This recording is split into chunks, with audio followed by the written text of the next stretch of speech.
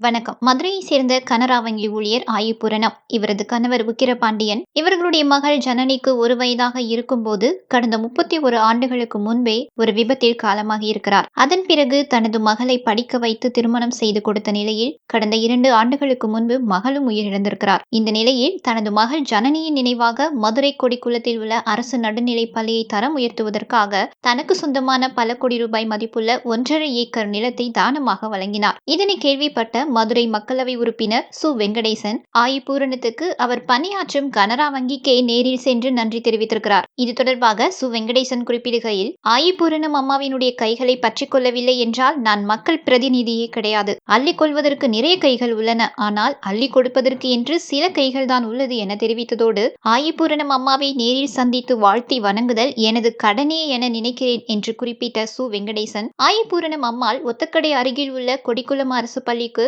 4.5 கோடி ரூபாய் மதிப்பில் உள்ள 1.5 ஏக்கர் நிலத்தை வழங்கியுள்ளார். இதனுடைய சந்தை மதிப்பு 7.5 கோடி ஆகும் என்று சுட்டிக்காட்டியிருக்கிறார். தொடர்ந்து அவர் அரசு பள்ளியை உயர்நிலை பள்ளியாக மாற்றுவதற்கு இந்த நிலத்தை கொடுத்துள்ளேன் என்று தெரிவித்ததோடு, இடத்தை பள்ளி கல்வித்துறை அதிகாரியிடம் பதிவு செய்து கொடுத்துவிட்டு சத்தம் இல்லாமல் வந்து கனரா வங்கியில் ஊழியராக தனது அன்றாட பணி செய்து கொண்டிருக்கின்றார். நம்மில் பலரும் சிறிய உதவி செய்வதையே சமூக ஊடகங்களில் பெரிதாக தெரிவித்துக் கொண்டிருக்கும் காலகட்டத்தில் இப்படிப்பட்டவர்கள்தான் உண்மையான மாணிக்கங்கள் என்றும் உருக்கமாக குறிப்பிட்டுள்ளார். மேலும் உலகில் பணம் தான் பெரிது என்று பலரும் நினைக்கிறார்கள். ஆனால் அதைவிட பெரியது உலகில் நிறைய உண்டு. ஆயிபூரணம் அம்மாளுடைய செயல் அதைத்தான் இந்த உலகத்திற்கு சொல்கிறது. அந்த வகையில் மதுரையின் மக்கள் பிரதிநிதி என்ற முறையில் பூரணம் அம்மாவை நான் நேரில் சந்தித்து வாழ்த்தி வணங்கினேன் என்று தெரிவித்திருக்கிறார். இப்படி சத்தமே இல்லாமல் இவ்வளவு பெரிய விஷயத்தை செய்திருக்கக்கூடிய இந்த ஆயிபூரணி அம்மாவிற்கு தற்போது பாராட்டுகள் குவிந்த வண்ணம் உள்ளன. நீங்களும் உங்கள் பாராட்டுகளை தெரியப்படுத்த விரும்பினால் உங்கள் கமெண்ட் செக்ஷனில் தெரியப்படுத்துங்கள். மேலும் இது போன்ற வீடியோக்களை பெற விரும்பினால் நம்முடைய சேனலை மறக்காமல் சப்ஸ்கிரைப் செய்து கொள்ளுங்கள். நன்றி, வணக்கம்.